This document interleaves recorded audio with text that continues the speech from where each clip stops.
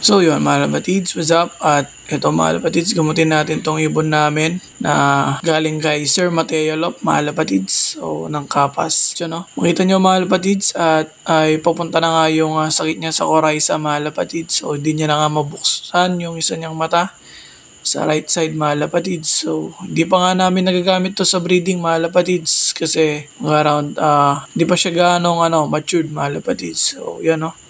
Kita nyo naman na pikit mga kapatids. So dikit na yan. So ito ikalawang araw mga kapatids gagamutin natin. So binigay lang natin dyan is Tolome all-in-one mga kapatids. So makita nyo yan no, sa right side niya na mata na namumulat niya na mga kapatids. Oh, ayan, proven na talaga yan mga kapatids. Proven, tested.